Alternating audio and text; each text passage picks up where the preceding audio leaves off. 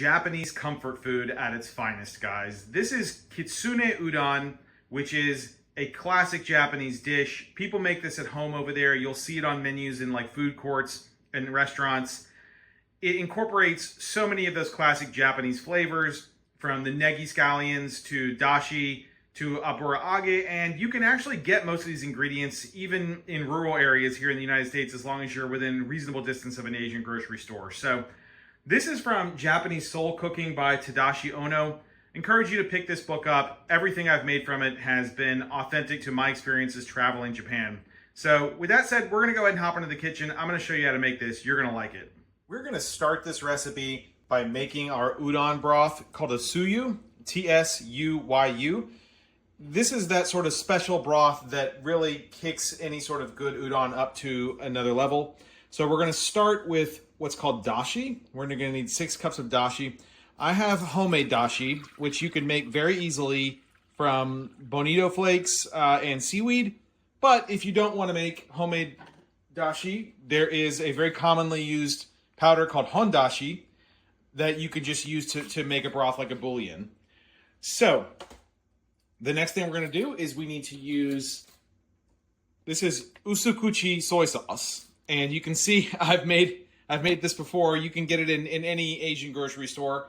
We're going to put, let's see, half a cup of that in.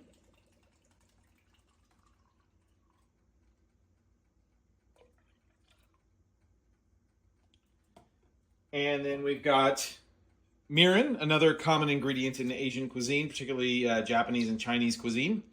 And we're going to put half a cup of that as well.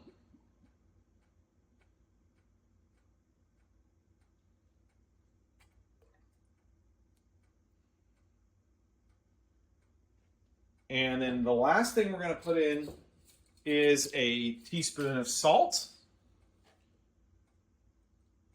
And then we're just going to bring this to a boil, and then we're done with making the broth for our Kitsune Udon. Just make sure you keep this hot, because this hot broth is what's actually going to cook the instant noodles when we plate the dish. These are Abura-Age, which are fried tofu puffs, and are a very common ingredient in Japanese cuisine. They come in the frozen section, so they'll be generally hard like this. And we're just going to pour boiling water over these. And then, yes, I got these Jaws chopsticks from Universal Studios Japan when I was out there. We just use our chopsticks to get these all mixed up, separate them. They're going to sort of re-inflate. And we just want to mix them up to shake loose as much of the oil that was fried into them as we can.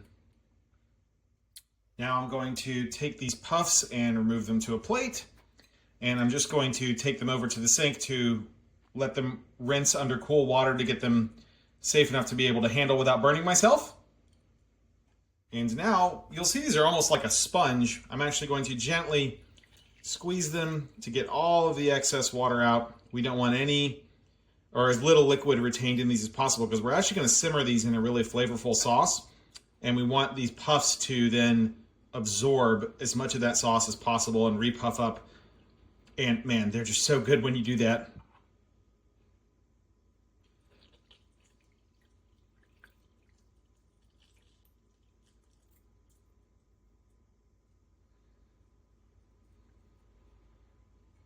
All right, and they'll be ready to do that. We're going to cut them in half crosswise here.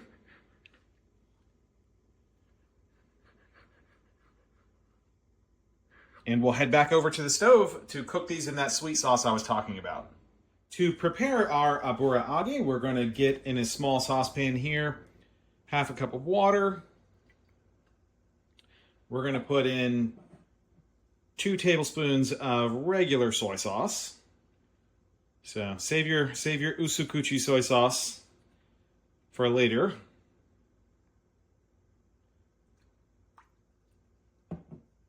And then we're going to put in another 2 teaspoons of mirin.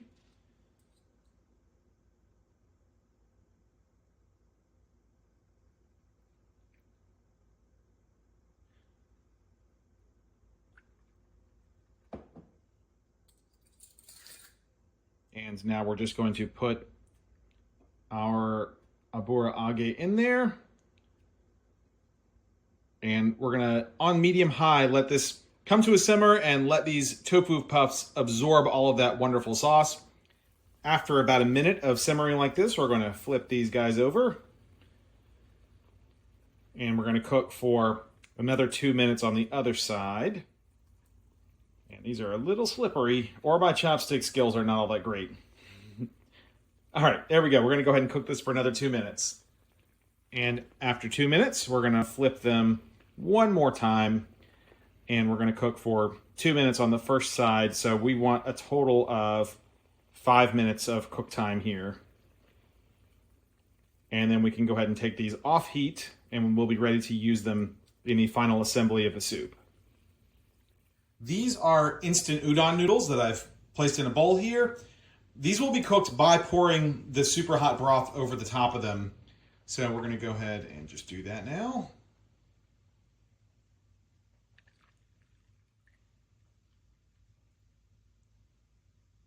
There we go. Now with our cooked Abura-Age, we're gonna go ahead and take a couple of these and garnish the top of the soup with them.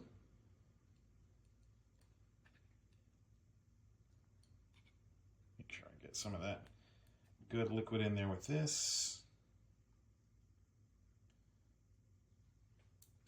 And then the last thing we're going to add, and if you can't find this, it's fine. You can just use scallions for this. But this is negi, which is Japanese scallions. I grew this myself. They're very easy to grow. I got them from the Kitazawa Seed Company, which actually sells seeds even here in Florida. So if you can get them because it will give you that authentic taste. But scallions will work just fine as well.